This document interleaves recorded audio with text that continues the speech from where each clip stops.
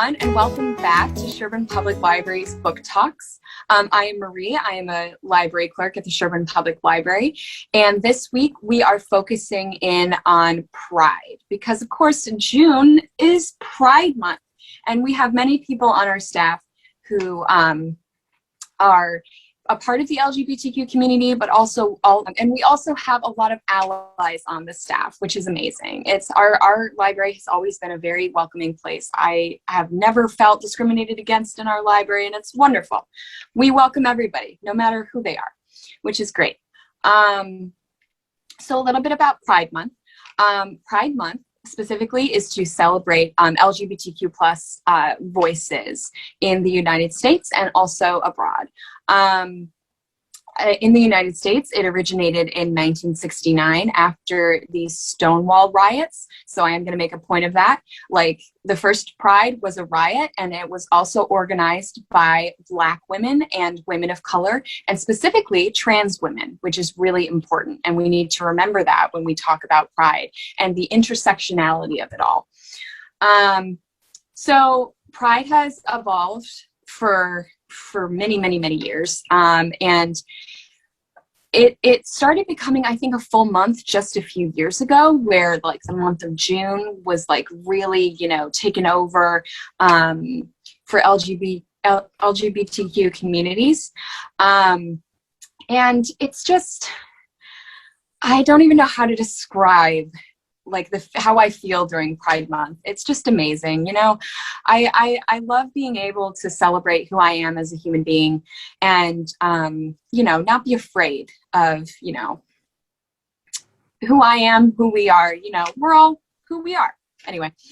And a lot of times Pride is often celebrated with parades and, like parties and, sit-ins, gatherings, stuff like that. Of course, last year a lot of stuff was canceled, but like this year a lot of stuff is coming back, which is amazing. So that's just a little bit about Pride. I think Justine is going to kick us off with our LGBTQ themed books for today. So the book I've picked for today is called Being Jazz, and it's written by Jazz Jennings, who is a pretty noticeable transgender member of the LGBTQ community. She is noted as being one of the youngest people to come out as transgender. She was technically diagnosed with gender dysphoria at 5 years old, but in her book she writes about and has pictures of herself dressing in feminine clothes as young as 2-3 years old. And I really like everything that she does because she is a huge advocate for specifically bullying in the LGBTQ community. She has formed multiple charities that donate money to transgender youth and just lets them know that they're not alone. And I really think that is really great of her. And she had her own show on TLC, and she's a YouTube star, and she is just so big in the LGBTQ world, but I like that she doesn't let her fame go to her head, kind of. Like, she has pictures in her book with famous people, and she writes about meeting famous people, but she doesn't brag about it because she knows that there's a bigger issue at hand, and that is what she's using her fame for. And I just think she's really honest. She's a really good person, and I think she is a great role model for younger people who may think that they're transgender or they're trying to come out but they're not sure. And I think she's a really great role model for that because she was so young, and she is just such a huge advocate about everyone being treated equally and treated with kindness. So I recommend this. It was very good. It was a pretty quick read, and there are pictures in the middle, so who doesn't love that? It was really good. I recommend. That's great. Sounds awesome. I've heard a lot about her. I haven't read the book, but I would love to read her book. Yeah, I read that book. It was pretty good. I agree. It was a pretty fast read, something you could like knock out in a day, especially during the summer when you're not really doing much. Yeah. But her TLC show was also pretty good. I used to watch that when I was a young queer. I was just about to say, Jazz Jennings came out while I was in high school, and that was still when I was trying to like figure all of my stuff out. And I saw the series. I actually haven't read the book either, but I saw the series, and it was just like amazing. And one of those things where Justine was talking about earlier, where like she helped inspire like people to like, you know, not be afraid and, you know, do what they're going to do. And, you know, just all that sort of stuff. And like a lot of icons and like people like Jazz Jennings are like, honestly, a lot of the reason why I had no issue like coming out to my parents and just in general. And so like people like this are really important. And that's also, I think, part of the reason why we're doing this is because like showing media with LGBTQ people is so important for young queer people. And I know it was for me. Like I watched a lot of very heteronormative shows all throughout middle school and high school. But then, you know, there were a couple of shows like Green Arrow featured like a bisexual character. And I think there was what? Buffy the Vampire Slayer. Oh yes, Buffy and Willow. Yes, Willow. Yes, One of my favorite shows. Oh yeah. I know. Buffy the Vampire Slayer is a great show. But like in general, just having media that represents a more diverse community is just so important on so many levels. So it's amazing. It's amazing what Jazz did, and it's amazing what a lot of queer people do and go through. So. Yeah, takes a lot of bravery for someone like her to come out like that and be such a role model. It's great. I think I'm next, right? And I think Justine is going to leave us now. She has another engagement. So thanks, Justine, for coming by and doing this. Bye. We'll see you soon. Bye, Justine. Okay, so one book I picked is called The Black Flamingo. It's by Dean Atta. I think that's how you say it, A-T-T-A. So he is, let me just read about him for a second so you know who he is. Dean Atta was shortlisted for the Polari First Book Prize for his debut poetry collection. His poems deal with themes of race, gender, identity, and growing up and have appeared, he's appeared on BBC One, BBC Radio, so apparently he's from the UK. He regularly performs around the UK and internationally. He's a tutor for poetry school and a writer in residence for the first story. And then the illustrator, because he's an illustrator, there's lots of pictures in here, is a gender fluid Indian illustrator based in the south of England, whose name is Anshika Kullar, K-H-U-L-L-A-R. And their art aims to uplift marginalized people of all genders, races, sizes, and abilities. So the book itself is really interesting. It's like kind of like a journal. So you've got different kinds of entries in here, and most of it's very poetic, because obviously he's a poet, so most of his writing is very poetic. And it talks about him going from this person who was not out, and his feelings, and he takes you through that journey through his poetry.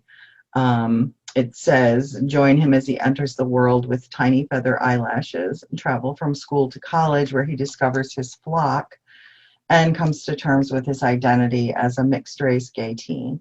At university, take a seat in the audience and watch him find his wings as a drag artist, the Black Flamingo. And so that's what you do when you go through here. It talks about him in the beginning. He's just a little egg, and he cracks out of his shell. And then the first poem talks about how he really wanted a Barbie for his birthday, and but it's really cool, and everything is different in it. Like there's little bits written. Some of it looks like this, so it's very beautiful, and I found it kind of moving. There was let me just read you one thing that was in here. There's a quote from the book. Don't come out unless you want to. Don't come out for anyone else's sake. Don't come out because you think society expects you to. Come out for yourself. Come out to yourself. Shout, sing it, softly stutter. Correct those who say they knew before you did. That's not how sexuality works. It's yours to define, which I thought was just great. So, yeah, so I think this is a cool little journey, and everyone should read it, at least some of it. You know, it is a story. It kind of, you know, loosely weaves together as a story of his life, but also individually the pieces work as beautiful poetry. So I recommend that, and it's at our library, so come get it. That's a book that when it first came to the library, I was so incredibly interested, and I put it on my Goodreads list. I just haven't gotten to it yet because like it's just one of those books I don't know. You feel a certain urgency to read certain books. Mm-hmm. Yeah. And especially when you're a person like me who reads a lot of series. So like, you know, when a new one comes out, you read that as opposed to like a standalone or something like that. But I love books that are written in prose, that's like poetry prose. And I'm not sure I knew that about this book. That's really cool. That's a really cool. I didn't either until I picked it up. I assumed it was just a story like most books are. And then I was like, oh, I like this. I love poetry. So yeah, this helped me. I'll have to read that one as soon as I get home. Yeah, definitely. Okay, who's next? Bobby? It's me. Okay, Marie, go. Yeah, I'm next. So the book I chose for this week, because, you know, I am very predictable, I chose another fantasy novel that has LGBTQIA characters and themes. And this specifically is a romance fantasy novel. You can always count on me for good recommendations like this. So this book is called The Midnight Lie by Marie Rutkowski. You may recognize that name from the Winners trilogy. That was a really not famous, what's the word I'm looking for? Popular. There was a really popular trilogy about a few years ago. I'm pretty sure we have all of those books. This one we do not actually have at our library, but again, we do have it in the system. That seems to be a trend with me. We don't always have them in the library, but we have them in the system. So just a little bit more about Marie Rutkowski. She is both a YA author and a children's author. So she does children's chapter books, which are really good. Like she's really well known for the Cronus series, which has to do with Greek mythology, and the Winners trilogy, which is another like fantasy trilogy, and that's a YA series. And this is the first, at least to my knowledge, this is the first book of Marie Rutkowski's that she includes a LGBTQ character and like themes like that, that's part of the reason why I picked up this book, because I haven't actually read the other books of hers. I've read bits and pieces of the Cronus series just because like I'm really into Greek mythology, but other than that, so just a little bit about the book itself. Think of, if anybody out there has read Leigh Bardugo, it's very like that. So Leigh Bardugo wrote Shadow and Bone, which is a series that they're currently making into a TV show for Netflix. And the books are incredible. I've read them a few times. And it's magical writing. Like I can't express it any other way than that. It's just magical. Like every single word has something to do with the end game, the theme, the plot, the setting, and like there's no extra like space. Like she makes every word count, and it's incredible. And this book is honestly, it's not that long. It's about 300 pages. And, you know, she crams a lot of detail and world building into this one book. And this is actually this is the first book of the duology. The next book is coming out, I think, next year. So it's just amazing. And also the way that she tells the LGBTQ romance aspect of it is one that I haven't really read before. Like I read a lot of LGBTQ fantasy romance fiction stuff, and this one was very unique because, how to describe it, it's very, not enemies to lovers, I want to say, but it's like the two people who end up falling in love with each other are very different. And the main character, Miriam, who is in this book, lives in a society of class structure. Like there's very definitive class structure, and she is in one of the lower classes, and the person she ends up falling in love with is in one of the higher classes. And I don't want to spoil it because I think everybody should read this book. Here, I'm going to read something to you because there's a specific quote that I think really does well, especially for like in the LGBTQ community. And it's repeated a lot throughout the book, which is, "It is as it is." And I feel like that's something that as LGBTQ people we're told a lot. Like, you know, when we were garnering for marriage equality, and then a bunch of people told us, like, why do you need that? It is what it is. Like, who cares? Why do you care? You know? And other stuff like that. And that is the response that like people in the place where Niram live always give when somebody questions the oppressive caste system in place. There's so much magic involved, and it's just so good. And I really think everybody should read it. It's also like you have to emotionally prepare yourself for it because it is sad. Like there's very sad parts, but there's also very cathartic parts. Like, you know how you like really let out a good cry, and then you like, there are just some books that do that so well, where you let out a good cry and then you're like, ooh, I feel so good right now, you know? That's what this book does. Awesome. So that phrase, "it is what it is," I never liked that phrase. Yeah. It just it has a feel of resignation, of, you know, just, it is what it is. We just like are going to accept whatever it is, and that's what we have to live you can't with. do anything to change it. Yeah. And I mean, I know I've used the phrase, but there are times when that is appropriate.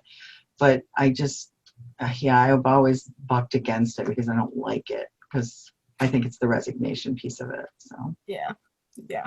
And I liked how you were talking about the descriptive nature of the queer romance in books, and I think that's like something to be said about reading queer literature compared to like viewing it in movies and shows. Is that like in queer literature, it's usually like written by a queer author, and with larger projects like movies and shows, it's a little shifted to be in a heteronormative light.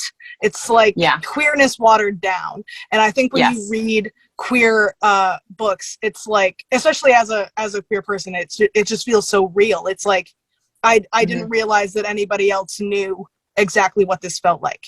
And I really like that. Right. that's awesome. And there are just some things that like, and Bobby and I have talked about this extensively before, but there are just some things that we get as queer people that are just like not always like they were just talking about the TV show. Like sometimes a lot of queer relationships on TV shows feel very forced because it's like, okay, we're doing this as a, you know, to show we're diverse and like, you know, whatever. And because a lot of times they're right. Like Bobby's right. Like a lot of those movies and TV shows are not directed by queer people or written by queer people or anything like that. But then there are also some of those hidden gems. Like, I don't know if anybody's watched Winona Earp here, but it's amazing. And it's written and directed by a queer woman, which is awesome. But there are just some of those hidden gems. But with queer literature, it's a whole different ball game. Oh yeah. Because, you know, I think honestly, queer literature is really what helped me. Like literature has always been helpful to me and has always been a way to escape and to, you know, get out of my own head. But like, I don't think I would have been as comfortable with who I am and especially, you know, living where we are coming out if I hadn't been reading like all of these books. And also the other thing I want to talk about is a lot of these books are also only just coming out now. So like there were like maybe a few books to read when I was in high school that had like clear, like they weren't just queer coded, like it was specific, like, okay, this person is bisexual or a lesbian or whatever. But now there's just so much and I can't get enough. Every time I step into a library, I just go immediately like, okay. Where are the queer books? Let's go, lesbians, let's go. You know? Well, and you can now, because that, like you said, that's sort of a new thing. I mean, honestly, I mean, it's always been there, but it's certainly been much more hidden and not sitting out. Oh, look, here's our, queer stories. We don't have that. I mean, we do now, but we wouldn't have had that, 10 years ago, 20 years ago. And I'm glad that in the short period of time that this has been, I don't know the correct word, like acceptable for books like this to be popularized.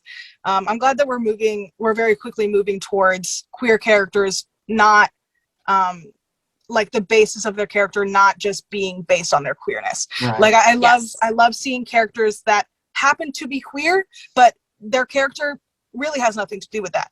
And that's something that you mostly get to see with straight characters. And it's something that I really love seeing with characters that aren't cis. It's great. Yeah, because I feel like you're very lucky. You're very lucky to live in this time period. I mean, think about your, your past I know sisters and brothers. And how difficult that must have been, and how hard, finding the things like that. I'm not saying that it's still not a struggle, not at all. I'm not saying that at all, but it's certainly a lot different than it was, 20 years ago, 10 years ago. Yeah. So I think it's wonderful. I mean, I think it's great, finally. Because and even as a, a cisgender person, when I'm watching shows that have, gay or queer characters in it, I don't want them to be one-dimensional either. I want to know them. I want to understand them. So it only benefits everyone. Plus, it gives me, my kind of person, a better can relate to these people more. These are people that you're going to see all the time. You just don't know it, sometimes. And so it's better press for everyone. I guess is what I'm trying to say. Yeah. And I think it fits really well with fantasy novels that there is like a greater plot to these queer characters, and it's not so much that these characters, like the whole being is that it's so hard to come out and it's so hard to be gay, and that is a big part of the queer experience. But you don't, like, every time you read something with queer people in it, you don't want to be reminded of how hard it is to be you. You want to just read a story with someone like you in it. Yeah, exactly. So, which I think is great for fantasy. Right. Okay. So are we moving on to me? I think so, Bobby. Go for it. Hello. Okay, I'm Bobby. The one I'm showing to you today, I don't have it with me. It is in our system. There's also a movie version of it that's in our system, but they are not at the Sherman Public Library. Very sad, but it's okay. It is called The Miseducation of Cameron Post by Emily Danforth, I believe. I don't remember exactly when it came out, but I know that it was like roughly influenced by the 2005 Zach Stark conversion camp controversy, which you can look more into later on if you'd like. But that's a very interesting court case that happened that this book was influenced by. But basically, it's about this girl named Cameron, and in the novel you follow her from, I think, about age 10-ish until like mid high school, and she lives in a very, very conservative Christian Southern town, and this was also, I think at least a few decades ago, so it wasn't very easy to be queer or to even understand what being queer was. So you kind of get to see what it was like for her to figure out that you're not like other people, and then figure out what that means, and then figure out that, you know, this is gonna be a thing for your whole life. I've heard it described as a cowgirl coming out story, which I agree with. I think it is very much a cowgirl coming out story. And yeah, I just love it. I've read it twice. I've watched the movie once. The movie was still good. Definitely not as good as the book. They cut out like half of the book. But the movie was still good. But the imagery in the book is fantastic. Like, you feel like you're sitting there in a barn smelling a pretty girl that's sitting next to you, and it's so insane. But yeah, so it follows her going through a few queer experiences as a youngin', and then she gets into high school age, and she gets caught doing some queer stuff. I don't really remember what, but that's for you to read and find out. So she's sent to conversion therapy. She's sent to a conversion camp, and then you watch her journey there, and you meet a lot of other characters there, and you learn about them and their backstories and how it all led up to this grand thing. And yeah, and then it also talks a lot about the terrible monstrosity that is conversion therapy and conversion camps in general.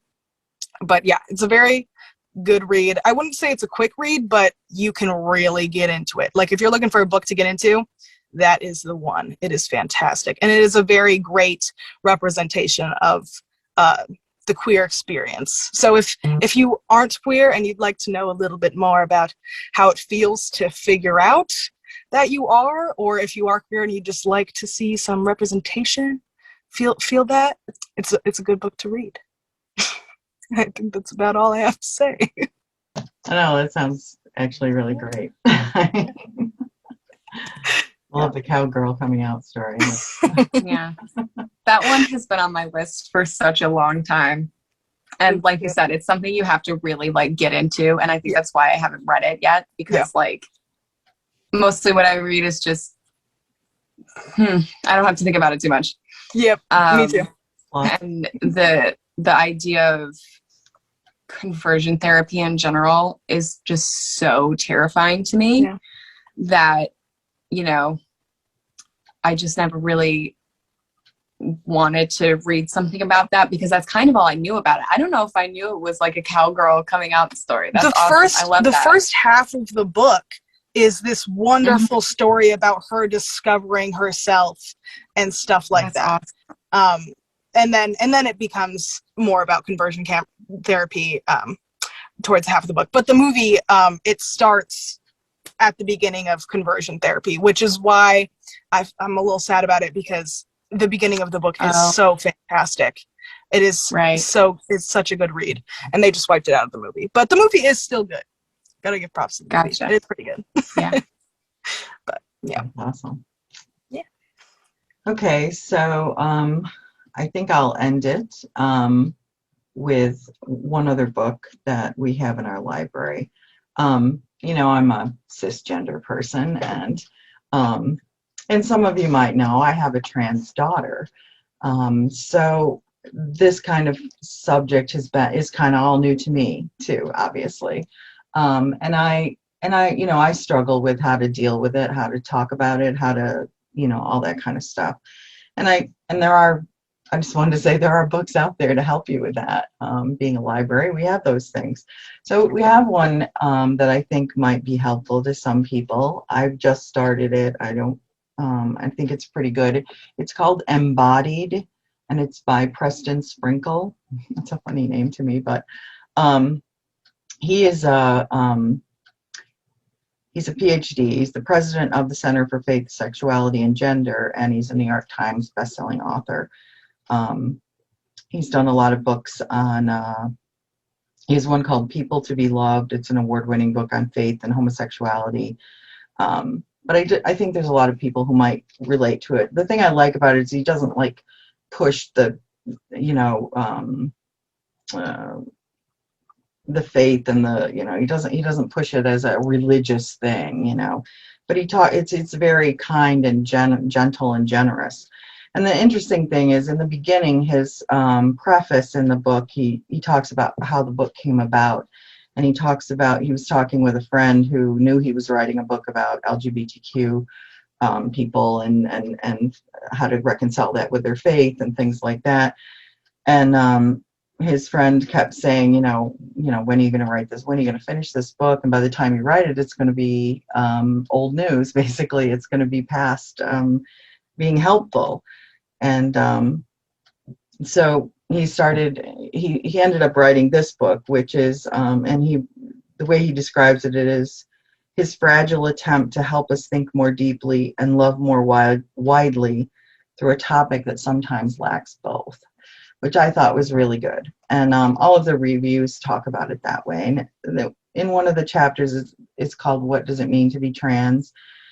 And so he said he was talking to his friend who is a psychologist, who says, if you've met one transgender person, you've met one transgender person. Trans people are as diverse as non-trans people.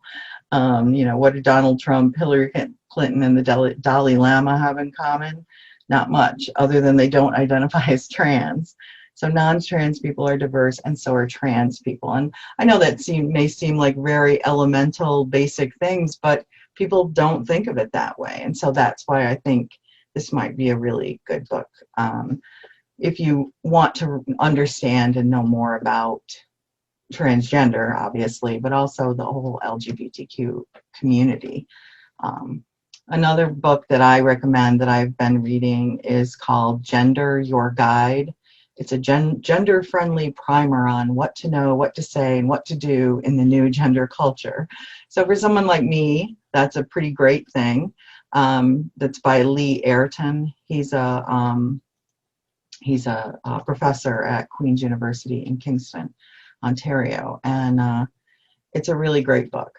So we don't have it in our library, unfortunately, but I recommend it if you're searching for answers and want to know you need a guideline or something to go with. So that's my little, helpful hints, I guess, for people who are just entering into this and trying to understand and trying to be open about what's going on and how important it is. Yeah, great. I think it is really important and a really cool thing when people of faith, especially people who have devoted their lives to this stuff, it's their job, they come out and advocate for queer people in general. I think it's really important for people like myself who didn't necessarily have a great experience in the church as a queer person. It's good to see somebody be like, I'm so sorry. And people understand that. And I also think it shows that there are people out there of faith who really are open to all of this and really do understand it or try to understand it. And so we on that side shouldn't judge them in the way that because they're not all the same either, Well, and there's also queer people of faith too. If you talk to any sort of queer pastor, it's such a breath of fresh air because they really take the Bible and dissect it and make it into something that's palatable, because this is also coming from a person who also had a really tough time reconciling being raised in the Methodist faith, and they're still not reconciling with LGBTQ people. Right. And there are still pastors being arrested for marrying LGBTQ people. So yeah, it is. But having those people who are open-minded is really amazing. It's a different experience in general. Yeah, like you said, it's like a breath of fresh air for us, and I can't speak for non-queer people of faith, but I think it's a good read for people like that also, who maybe feel a little uncomfortable with queerness and mingling with their faith. I think it's really good to see books and art from people of faith loving queerness, because that can help, other people, realize that this is not a sin. It is It'll not a help sin. them reconcile their to do faith anything. with what they're Yes. seeing. And I think Right. that's important Yeah. in getting the whole world on board with this, to truly Yeah. understand, because they believe so much in that, in their faith, whatever it is. And sometimes it doesn't always jive with what we're seeing in the world. Mhm. So Right. I think this book is maybe not the answer, but it's certainly an attempt at making that bridge to help them see it through a different way. So Right. Yeah. that's why I'm bringing it up, because I felt like there's probably some people out there like that, looking for that. Yeah. So So I think that's probably going to close us out. But while we're on the topic of resources, just really quick, I have a whole info bank in my brain of resources for people to learn about LGBTQ things, history. So one that's really good, and especially good, I think, for allies and older people, is the Making Gay History podcast. So that is all about LGBTQ history. And it's amazing. It's wonderful. As a history person, I love it. It's just incredible. Another place that has a lot of really good resources is the Marsha P. Johnson Institute, which was dedicated to one of the women who started Pride. And it's so easy to just do your research, and not be bigoted about things that you don't understand, just because you don't understand them, so yeah, just a little. yeah, don't just take what you saw on Facebook. Please do real research. Exactly. So yeah. Great. I'll put those at the end of the video, so that and if you've got more, Marie, if you want to send them, I can send you more. Whatever, I can include those. So. I wrote my my senior term paper on the the biological science behind what may lead to gender identity, and I probably have some articles that I could send you also. That would be wonderful, because I think we should put those in so people have some references to go to. So thank you. Yeah. Well, this has been great. Again, guys, always come through, always do such a good job. And I'm glad to hear all the voices that we don't always hear. And I'm proud that our library is doing that, because it's important and it's part of our lives. And look around. Come on, people, wake up. Yeah. Me too. Yeah. I went into a big city library yesterday. I went into the Charlotte Mecklenburg public library. And I just want y'all to know we're doing things right. Yay. We are, because we are right on board with the way that big city libraries and libraries that you generally think of as being more progressive, we are right on board with those sorts of libraries.